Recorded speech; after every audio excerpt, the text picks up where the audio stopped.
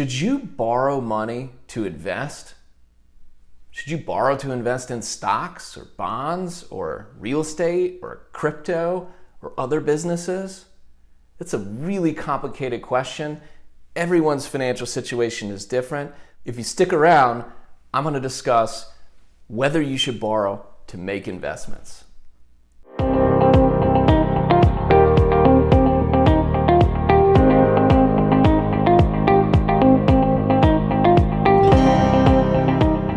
Hey, Colin Exelby, Certified Financial Planner here, and I own the virtual financial advisory practice Celestial Wealth Management. And we provide financial planning to business owners and their families all over the country.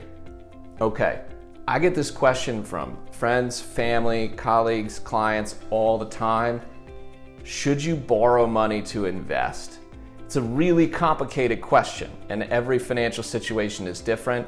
And we're going to go through a disclosure right now, because leverage can be very dangerous. Leverage being borrowing. And unless you understand what you're doing, it's fraught with different risks. But people do it all the time. Let's talk about borrowing money, okay? When you borrow money from a credit card, from a personal loan, if you're borrowing money against another asset, essentially someone is giving you a sum of money now, and you agree to pay back that money over time, typically with interest, but not always in this low interest rate world, but typically with interest, okay? That's a lot of times what's called the hurdle rate, okay? So you need to be investing at a rate that is higher than your hurdle rate.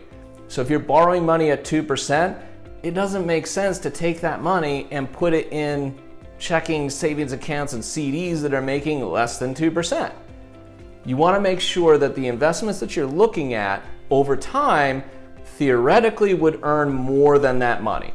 Okay, so that's kind of the first thing that you want to look at when borrowing money.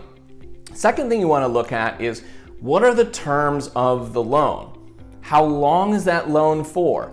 Is the interest rate fixed? Is it adjustable? Does it have a balloon payment due at some point? You really want to make sure you understand the terms of the loan and the money that you are borrowing from somebody else, right? You're using OPM. And I talk about using OPM efficiently in my financial planning work that I do for my clients, okay? But using OPM can be very powerful to the portfolio if you understand what you're doing. Let's talk a moment about leverage. When you're borrowing money, essentially what you're doing is you're leveraging yourself, okay? You're putting a small amount of money or a smaller amount of money, and then you're borrowing a larger portion of money, okay? When you do that, you're creating this gap between the money you have and the money that you owe. And what you're hoping is that over time, the investment, whatever it is, will grow to fill that gap and then exceed that gap. Okay, that way you can pay back the money that you borrowed from other people, banks, wherever you got it from, and still have the asset there that can provide you appreciation and cash flow in the future. Okay, so leverage, when you use it, it works in a positive way. It also can work in a negative way. And this is what a lot of financial companies, especially in my world, are worried about is, what if you borrow money, you make an investment, and then you lose money?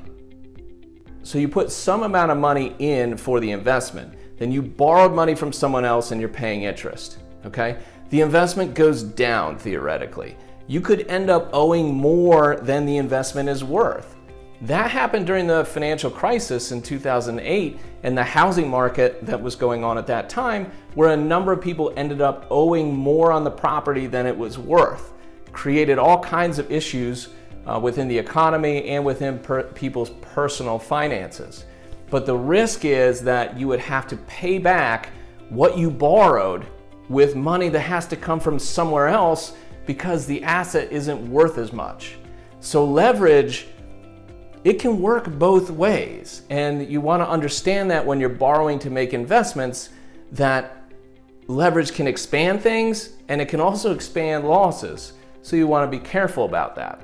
All right, now that we understand what borrowing is and what leveraging is, let's talk a little bit about real estate.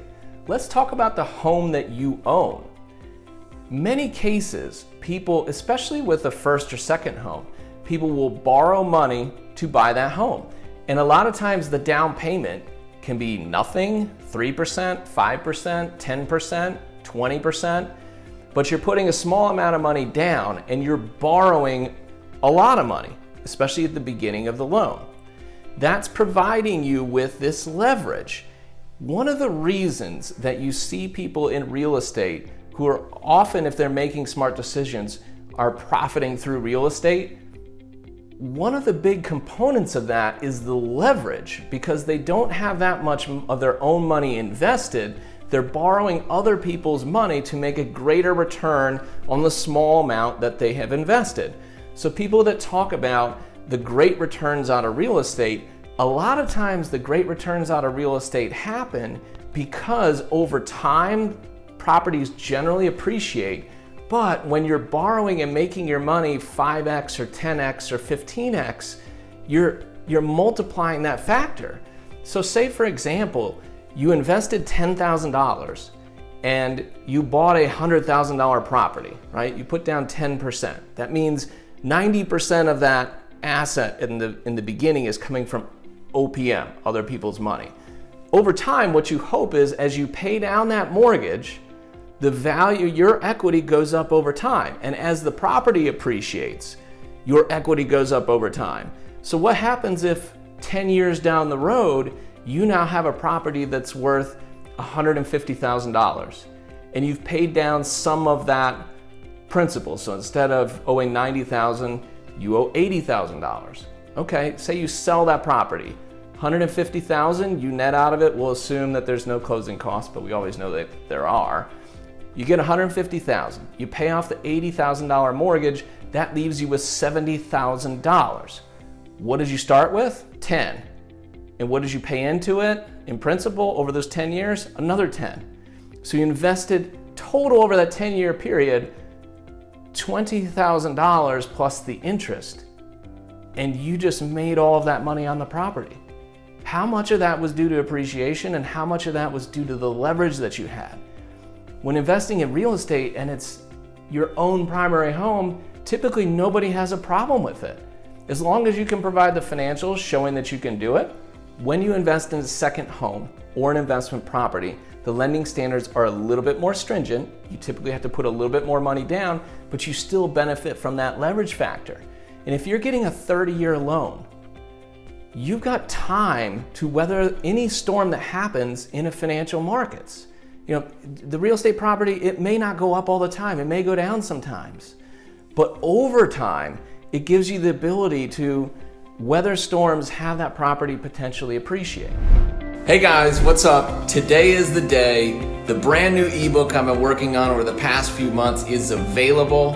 Accelerating Your Path Toward Prosperity, 7 Steps to Build Your Path Today. Check it out on my website at celestialwm.com. Let's talk about borrowing money to fund a business. A lot of times, people will start a business, they have a great idea, they get it going, it's doing well, and then they want to expand. So they look for a partner, OPM, to borrow money so that they can grow the business, whether it's advertising, hiring more people, buying more inventory, improving their processes and systems. What they're doing is they're leveraging their asset, which is the business, to create a larger business that will grow even faster. Now, when you're leveraging, there's risk, because what if you borrow the money and then the economy goes down and you need to fire the employees? Well, now you're out that money. Or if you borrow the money for advertising, the advertising doesn't work. Well, that's a downside for that too. But typically, if you're borrowing money into a business and the business is successful, that can help you grow even faster. Okay? But you gotta understand the terms of the loan. When that money is due, what the interest rate is, if there's any balloon payments that are within it, and make sure that if you're borrowing the money to fund your business, that whatever strategy you're employing, you make sure it's aligned with the terms of the loan. What do I mean by that? Well, you typically don't want to borrow short-term money that you got to return really quickly. If your growth strategy is a 1, 2, or 3 year play, you want to have a longer term loan that will allow that strategy to pay out. Because when you invest money, typically it takes time for that to pay back. Make sense? Okay. Now, let's talk about borrowing money to invest in the financial markets. With that, we'll talk about stocks, bonds, and cryptocurrencies. When you're emboldened to take more risk, a lot of times you do less due diligence, and that's where those big mistakes can happen. So in my industry, what the industry has generally said is that you can't borrow money from credit cards or your home to invest into the stock market. And the reason is then you're putting your home or your personal assets as collateral essentially against your investments in the stock market. I've always wondered about this because in other videos you see me show stats where over 20 years or over 30 years the stock market hasn't had a negative 20-year period, and it's been positive over 30 years. And if you've got a 30-year mortgage on a real estate property and you're allowing that to go up and down over time, why don't we allow that in the stock market? What's holding us back? It doesn't seem to match up to me. And I'm not endorsing this or saying that people should do this. And in my industry, again, we have to ask where money comes from when clients give us more money. And if it's coming from a home equity line or loan or a mortgage or a credit card, we're not allowed to accept it. I just don't know that rule makes a whole lot of sense if you're investing for the long term when markets go up. Be that as it may, what about investing in crypto? Same rules apply, except crypto is a more volatile asset. So borrowing money to put it into crypto, yeah, you might think, okay, as long as I can hold this for 2, 3, 4 years, it'll be worth a heck of a lot more. Well, that's because in the recent past, crypto has done pretty well. It's been very, very volatile with falling multiple times 50%, but over the last 3 to 4 years, it has increased significantly. So people feel like, you know what, in order to get better returns, I can borrow money from friends, from family, from banks, from personal loans, and then I can invest even more in crypto.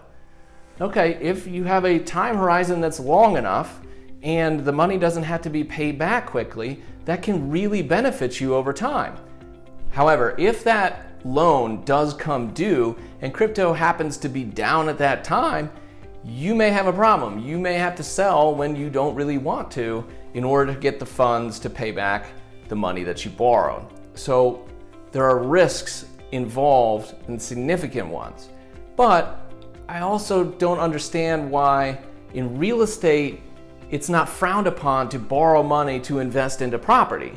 I guess it's because it's a tangible thing that you can see, like the building that I'm surrounded by. And maybe crypto and stocks are more opaque because they're kind of numbers moving on a screen or on a statement or something like that. You can't really grab them essentially. So maybe the regulators think that inherently that's more risky. But it seems to me it's kind of the same thing. So, bottom line, if you're going to borrow to invest in anything, number one, know the terms of the loan. Know when it is due, know what the interest rate is, and what the fluctuations are within that, and create an investment strategy around that terms of that loan. Okay? Number two, know that leverage works both ways. Leverage can amplify returns on the way up, and they can make them way worse on the way down. As long as you understand what you're getting into and you do your due diligence, over time, that leverage can generally work in your favor because the US economy over time has tended to move higher. That's what I got on investing with borrowed money. Be careful. Now, if you have any comments that you'd like to add or share any stories about what you did to borrow money and how much money you made or lost in doing that, please do so in the comments below. And make sure you like this video so YouTube knows that it's quality content. And of course, make sure you smash that subscribe button so that you're alerted whenever I release a new financial planning video. Talk to you soon.